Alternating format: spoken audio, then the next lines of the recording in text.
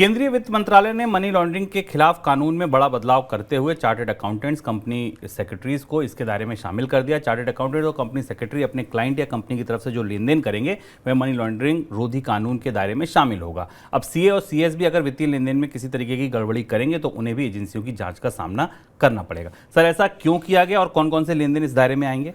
ये बड़ा फेरबदल है और काफ़ी बड़ा फेरबदल है। इसका बड़ा असर भारत की सारी जो फाइनेंशियल इंटरमीडिएट्स पे है उन पर पड़ेगा। कोई भी कंपनी चलाने के लिए 3 अलग अलग तरीके के इंटरमीडिएट्स या सहायक सेवाओं की ज़रूरत होती है। उसमें एक चार्टर्ड अकाउंटेंट होते हैं, दूसरे ऑडिटर्स होते हैं और तीसरे कंपनी सेक्रेटरीज होते हैं। जो सरकार ने पीएमएलए एक्ट में नए बदलाव का नोटिफिकेशन जारी किया है, मनी लॉन्ड्रिंग ड्रैकोनियन कानून है। मनी लॉन्ड्रिंग कानून के तहत होने वाली कार्यवाही बेहद सख्त होती है और ये बहुत बड़ा, बहुत कंप्रहेंसिव कानून है। इसमें सारी गतिविधियों को मनी लॉन्ड्रिंग के दायरे में लाया जा सकता है। पहली बार सरकार ने ये कहा है कि जो इंटरमीडिएट सेवा देने वाले, वित्तीय सेवा देने वाले लोग हैं, वो भी अगर किसी मनी लॉन्ड्रिंग से रिलेटेड ट्रांजैक्शंस को पकड़ा गया तो उसमें जिम्मेदार पाए जाएंगे। इसमें कौन कौन सी चीज़ें शामिल होंगी ये जानना ज़रूरी है और इससे काफ़ी सनसनी है भारत में चार्टर्ड अकाउंटेंट्स और कंपनी सेक्रेटरीज के बीच में। इसमें जो भी ट्रांजैक्शंस प्रॉपर्टी से रिलेटेड होंगे, इमूवेबल प्रॉपर्टी से जुड़े हुए होंगे, क्लाइंट्स की मनी और सिक्योरिटीज़ इन्वेस्टमेंट को मैनेज करना, उनके बैंक अकाउंट्स को मैनेज करना, यही काम तो सब करते हैं चार्टर्ड अकाउंटेंट। उनके पैसे निवेश को मैनेज करना, सेविंग और सिक्योरिटीज़ अकाउंट्स को हैंडल करना, उनके कंट्रीब्यूशंस जो अलग अलग जगह वो चंदे देते हैं या कहीं कहीं योगदान देते हैं उसको देखना, कंपनीज मैनेज करना, नई कंपनियां बनाना, उन्हें क्रिएट करना, उन्हें चलाना, उनका निवेश करना, लिमिटेड लायबिलिटी पार्टनरशिप्स और ट्रस्ट तक चलाना और कंपनियों के बिहाफ पर दूसरे कंपनियों के अधिग्रहण की कार्यवाही करना या कराना, ये सारी चीज़ें यानी पूरा का पूरा परिदृश्य जो एक चार्टर्ड अकाउंटेंट या कंपनी सेक्रेटरी के जरिए होता है वो इसमें शामिल है। अब आप इस पूरे फैसले का दायरा समझिए। सुप्रीम कोर्ट ने एक दिन पहले ये फैसला दिया था आईएलएफएस के मामले में कि ऑडिटर्स के खिलाफ भी अब पड़ताल हो सकती है अगर किसी कंपनी में धांधली या गड़बड़ी पाई जाती है। हमने उस मामले में एक घटनाक्रम अडानी समूह की एक ऑडिटर फर्म्स के इस्तीफे का भी देखा।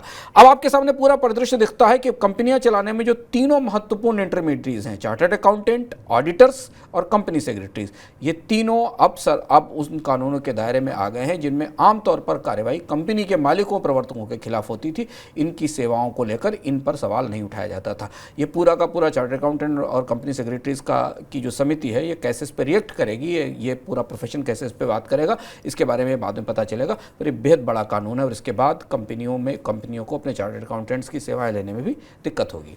चलिए, अब सीए सीएफएस के मोहल्लों से चलिए आप वकीलों के मोहल्ले में। यहाँ भी एक बड़ी खबर आई। कैपिटल मार्केट रेगुलेटर सेबी ने इन्वेस्टमेंट बैंकर्स को कहा है कि किसी कंपनी के आईपीओ को लेकर जो वकील या लॉ फर्म सीधे तौर पर कंपनी को सलाह नहीं देते उनका नाम आईपीओ दस्तावेज में शामिल ना हो।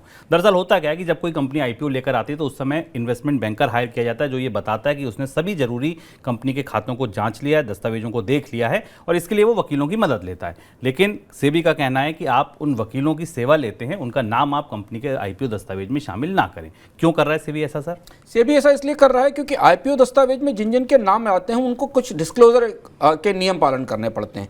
क्योंकि आईपीओ का दस्तावेज तैयार करना, उसे सेबी के सामने प्रस्तुत करना, आईपीओ को बाहर लेकर आना, उसको बेचना, ये सारी जिम्मेदारी मर्चेंट बैंकर की है। और मर्चेंट बैंकर वो काम करने के लिए जिन जिन कंपनियों की सेवाएं लेता है वो अलग अलग कई सारी कंपनियां हो सकती हैं, पर उन लायर्स के नाम उसमें जाने का मतलब है कि फिर लायर्स को भी सेबी के उन डिस्क्लोजर्स नाम्स के दायरे में आना होगा जो बाकी एजेंसियां करती हैं, जो बैंकर्स करते हैं, मर्चेंट बैंकर्स करते हैं, ब्रोकर्स करते हैं। क्योंकि आईपीओ के लिए नियमों का एक पूरी श्रृंखला है और किसी भी आईपीओ लाने वाली कंपनी के साथ जो एजेंसियां जुड़ी हुई हैं को सबको डिस्क्लोज करना पड़ता है। इसलिए सेबी ये नियम बदलने जा रहा है जिसमें कि जो लॉ फर्म किसी मर्चेंट बैंकिंग कंपनी को सलाह दे रही है, सेवा दे रही है, वो मर्चेंट बैंकिंग कंपनी के कामकाज का हिस्सा पाया जाएगा। उस लॉ फर्म का नाम उसमें नहीं जाएगा, दस्तावेज में नहीं जाएगा।